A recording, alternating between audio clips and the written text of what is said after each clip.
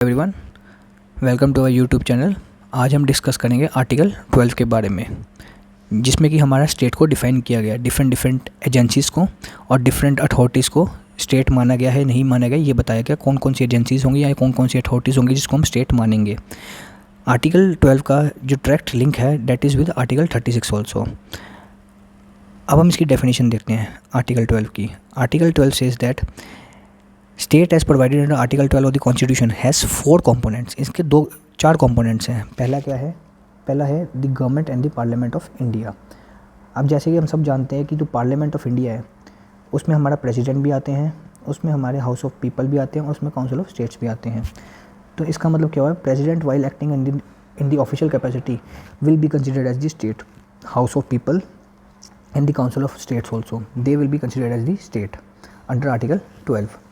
Now the next category is the government and the legislature of the each state. यानी जो government है और legislature है each state की, वो भी हमारी स्टेट मानी जाएगी, जैसे कि हमने पार्लियामेंट को माना है। इसके अंदर हमारे governor, legislative council, legislative assembly, ये सारे हमारे स्टेट कंसिडर किए जाएंगे। इसके बाद हमारी नेक्स्ट कैटेगरी है local authorities. Local authorities within the territory of India. अब हमें ये याद रखना पड़ेगा, जितनी ये जो लोकल अथॉरिटीज़ है that has to be within the territory of India. कोई भी ऐसी authority that is not within the territory of India या जिस पे हमारा गवर्नमेंट का कंट्रोल नहीं है, that will not be considered as the state. अब इसमें हमारे कौन कौन से आएंगे? म्यूनिसिपल कॉर्पोरेशन आ गए हमारे, MCD, जैसे हम दिल्ली में MCD देखते हैं वो आ गया। उसके बाद डिस्ट्रिक्ट बोर्ड्स आ गए, जितने भी डिस्ट्रिक्ट बोर्ड्स आ गए। उसके बाद कोई भी ऐसी authority that is legally entitled and entrusted by the government और within the control and management of the government. ठीक है, तो इसमें हमने क्या सीखा कि जो लीगली एंटाइटल्ड है to work as the legally entitled है हमारी to perform the function of the government, या वो एंट्रस्टेड बाय गवर्नमेंट है, या वो एंट्रस्टेड है बाय द गवर्नमेंट, या इंटरेस्टेड है by the government to work for him, या जिनका डायरेक्ट या गवर्नमेंट का जिस पे डायरेक्ट कंट्रोल है, डायरेक्ट कंट्रोल ऑफ गवर्नमेंट है किसी भी ऐसी एजेंसी पे, कंट्रोल ऑफ गवर्नमेंट तो इन सभी स्थिति में इन सभी एजेंसीज़ को हम स्टेट कंसीडर करेंगे। Now the most important part is other authorities. जो ये है ऐसी चीज़ अदर अथॉरिटीज़, ये जो चीज़ है ये डिफाइंड नहीं है, नॉट डिफाइंड इन कॉन्स्टिट्यूशन। इस पे सिर्फ हमारे जुडिशियल ओपिनियंस हैं और उसी के हिसाब से इसको डिफ़ाइन किया गया अलग अलग तरीके से, अलग अलग जजमेंट्स में। तो अब हम इसकी जजमेंट्स देखेंगे। अब पहली जजमेंट जो है वो है हमारी university of Madras versus Shantabai. इसमें हमारा डॉक्ट्राइन या प्रिंसिपल ऑफ एडजस्ट जनरलिस को डिफाइन किया गया था, जिसका मतलब क्या है? ऑफ द लाइक नेचर या ऑफ सेम काइंड, या ऑफ सेम काइंड। ठीक है, इसके दो मतलब है, मतलब सेम मतलब है, लाइक नेचर या सेम काइंड के हैं, तो इसका मतलब ये है। अब इसमें क्या बोला गया था? Local authorities, local or the other authorities must be constructed as the adjust generis with the government. It means only those authorities are exercising the government function. सिर्फ वही अथॉरिटीज़ इंक्लूड की जाएंगी जो सिर्फ गवर्नमेंट फंक्शन कर रही हैं, इसके अलावा और कोई अथॉरिटी को इंक्लूड नहीं किया जाएगा। ठीक है, यानी जो हमारे गवर्नमेंटल या सॉवरेन फंक्शन परफॉर्म कर रहे हैं सिर्फ उसी को स्टेट में कंसीडर किया जाएगा। याद रखना है, this view was given by Madras high court, this was not given by supreme court. Supreme Court ने नहीं दिया था, ये सिर्फ मद्रास हाई कोर्ट ने किया था। सुप्रीम कोर्ट ने इस व्यू को नहीं माना था। ठीक है, सुप्रीम कोर्ट ने कहा था कि उनको ये व्यू एक्सेप्टेबल नहीं है। ठीक है, अब नेक्स्ट केस देखेंगे हम, Ujjam Bai versus Union of India. The supreme Court rejected the principle of एडजस्ट generis. It observe that there is no common ground with the authorities under the article 12। उन्होंने बोला कि हम इस व्यू को मानते नहीं हैं और इसका कोई अथॉरिटी का लेना देना नहीं है। कोई भी जो भी अथॉरिटी जो भी काम कर रही है, अगर वो सिमिलर काइंड का भी है तो भी वो स्टेट नहीं मानी जाएगी। इसमें एक और चीज़ बोली गई, university that are not maintained by the state will not be included in the definition of state. इसमें ये भी बोला गया था उज्जैन बाई वाले केस में। Now the next very important case is state of Rajasthan state electricity board versus Mohanlal. अब इसमें एक बड़ी रिस्ट्रिक्टिव इंटरप्रिटेशन दी गई थी फॉर दी स्टेट, और साथ में इसमें दो अप्रोचेज आ गई थी। एक आ गई थी हमारी फंक्शनल अप्रोच, जो भी हम देखेंगे, फंक्शनल अप्रोच थी एक, और एक थी हमारी लीगल अप्रोच। ये दो अप्रोचेस थी इसमें हमारी, एक फंक्शनल अप्रोच आ गई थी, एक लीगल अप्रोच आ गई थी। अब यहाँ पे सुप्रीम कोर्ट ने क्या बोला, सुप्रीम कोर्ट ने कहा other authorities to include every authority created by the statute. कोई भी ऐसी authority that is created by the statute on which the power are conferred to carry out the government and quasi government functions. कोई भी ऐसी authority जिस पे कि हमारे गवर्नमेंट ने, जो कि स्टैच्यू से बनी है और जिस पे पावर है कि वो गवर्नमेंट फंक्शन परफॉर्म कर सकती है या कोजाई गवर्नमेंट फंक्शन परफॉर्म कर सकती है, तो वो हमारी स्टेट के डेफिनेशन के अंदर इंक्लूड हो जाएगी, या that is performing the function of the state या functioning under the control of the state. तो उन्होंने कहा कि that will be included under the definition of state. अब इसमें क्या बोला गया, हमारे इसमें जस्टिस शाह जो थे उन्होंने स्टेट की डेफिनेशन पे तो एग्री कर दिया, लेकिन उन्होंने एक डिफरेंट व्यू दिया। उन्होंने कहा justice Shah agreed on the definition of the state but he observe that every constitutional and statutory authority will only be considered state if they are invested with the sovereign power. उन्होंने कहा कि अगर उनमें sovereign power है, अगर state के पास sovereign power है तो ही that should be considered as the state, otherwise not. ठीक है, तो इसमें उन्होंने ये बोला। जब ये थी हमारी लीगल अप्रोच जो कि हमारी जस्टिस शाह ने दी थी। अब इसमें जो दूसरी अप्रोच थी that was of the functional approach. इसमें क्या था, इसमें ये बोला गया था all those authorities created by the constitution, जितनी भी अथॉरिटीज़ हैं जो कि कॉन्स्टिट्यूशन से क्रिएटेड है, जो हमारी कॉन्स्टिट्यूशन के अंदर बनी है, कोई भी ऐसी अथॉरिटी है या एजेंसी है जिसको कॉन्स्टिट्यूशन की मान्यता मिलकर वो बनी है, even if not engaged in a sovereign function are included in the ambit of the state. अब इसमें फंक्शनल अप्रोच में क्या आया, उन्होंने कहा कि चाहे वो सॉवरेन फंक्शन परफॉर्म कर रहे हों या ना कर रहे हों, अगर वो सिर्फ कॉन्स्टिट्यूशन के अंदर बने हैं तो that will be included as the state. तो इसमें दो अप्रोचेज आ गई थी, याद रखना, एक लीगल अप्रोच जो कि हमारी जस्टिस शाह की वजह से आई थी, और दूसरी फंक्शनल अप्रोच जिसमें ये कहा गया था कि in respective of the sovereign function वो अगर कॉन्स्टिट्यूशन के थ्रू बनी है तो वो हमारी स्टेट कंसिडर की जाएगी। नाउ नेक्स्ट, अब अगला केस हमारा आया RD. Shetty versus international airport authority. बहुत इंपॉर्टेंट केस है ये। ठीक है, अब इसमें हमारे वेलफेयर स्टेट को बताया गया था कि जो भी स्टेट है that is the welfare state. अब इसमें हमारी कुछ गाइडलाइंस बता दी गई थी, जैसे ये देखे जा रहे हो आप, ये गाइडलाइंस है। ये टेस्ट था कि अगर कोई हमारी एजेंसी स्टेट है कि नहीं है, उसके लिए टेस्ट लेट डाउन कर दिया गया था। जैसे कि पहला था the entire share capital held by the government, जितना भी शेयर कैपिटल है डेट इज़ मैनेज और हेल्ड बाय द स्टेट या सेंट्रल गवर्नमेंट। सबसे इंपॉर्टेंट था मोनोपोली स्टेटस। ये जो स्टेट है या जो एजेंसी है जिसको हमने स्टेट मानना है या नहीं मानना है, that should enjoy the monopoly status, मतलब वो अकेली ऐसी एजेंसी हो जो ये काम कर रही हो।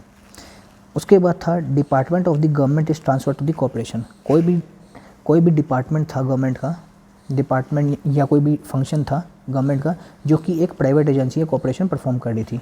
ठीक है, उसके बाद functional character government is essence, मतलब जो एजेंसी है वो एक जो फंक्शन परफॉर्म कर रही है that is of the governmental nature. ठीक है, वो उस कैरेक्टर का है तो भी माना जाएगा। ठीक है, next was the deep and pervasive state control. सबसे इंपॉर्टेंट है, sorry just wait for a minute, या इसमें बोला गया deep and pervasive state control. सबसे इंपॉर्टेंट चीज़ है इस जजमेंट की कि गवर्नमेंट का उस पर डीप कंट्रोल होना चाहिए, इस हद तक कंट्रोल होना चाहिए, पता चल रहा है कि हाँ ये जो भी फंक्शन परफॉर्म कर रही है ये पूरी स्टेट के अंदर है, तो ये डीप एंड प्रिसिसिव कंट्रोल होना चाहिए उस पर। ठीक है, तो ये आ गया था हमारा RD. Shetty versus international airport authority. सबसे इंपॉर्टेंट केस है, याद रखना है इसमें सबसे इंपॉर्टेंट पॉइंट मोनोपोली स्टेटस का और डीप और प्रिसिसिव कंट्रोल का है। ठीक है, अब नेक्स्ट केस देखते हैं। नेक्स्ट केस वॉज अजय हाशिया केस। अजय हाशिया वर्सेस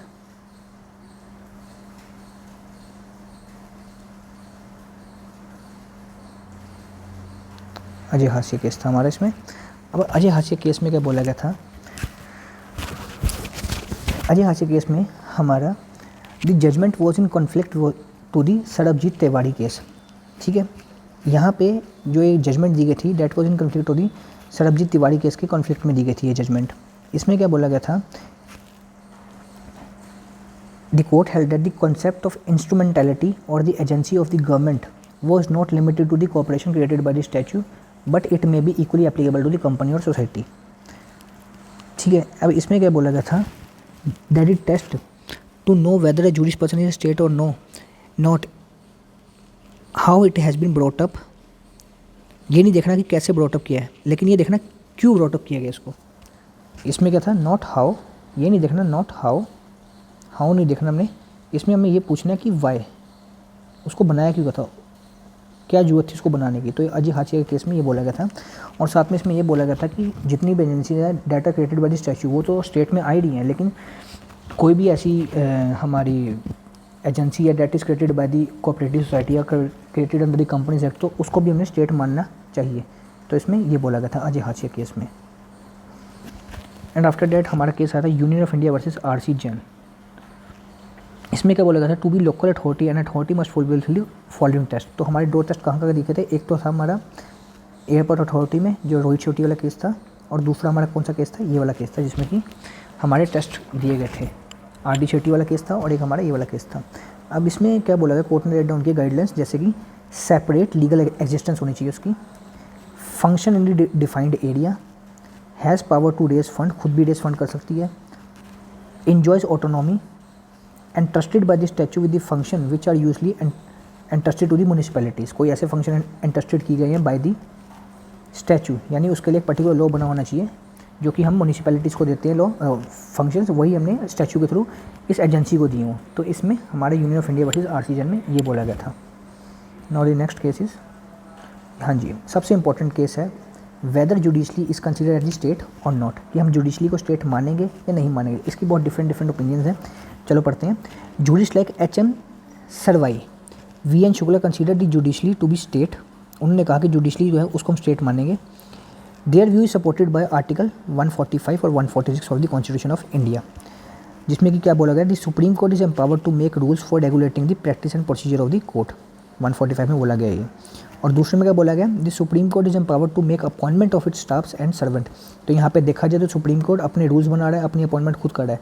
तो वो कह रहे हैं कि इसको देखते हुए हम सुप्रीम कोर्ट को और नहीं जुडिशली को हम स्टेट कंसिडर कर सकते हैं, ठीक है। अब ये प्रेमगढ़ के अलावा भी इसमें 2 केस और हैं, वो हमने यहाँ पे लिखे नहीं हैं, लेकिन आपको भी नीचे नोट्स में मिल जाएंगे PDF में। जो पहला केस है whether the judicially will be considered as a state और नॉट, उसमें पहला केस था, it was held that judicially while performing the judicial function, यानी जब वो डिटर्मिनेशन ऑफ द केस कर रही है या कॉन्ट्रोवर्सीज कर रही है तो वो not be considered as the state. जब वो हमारा केस देख रही है या जब वो हमारे केस को कॉन्ट्रोवर्सीज को डिटरमाइन कर रही है, चार्जेस फ्रेम कर रही है, इन सब में it will not be considered state. अभी किस में बोला गया था, इसमें 2 केस थे। The first case was a के अंतुले, ठीक है, ये था पहला केस। और दूसरा केस था रूपा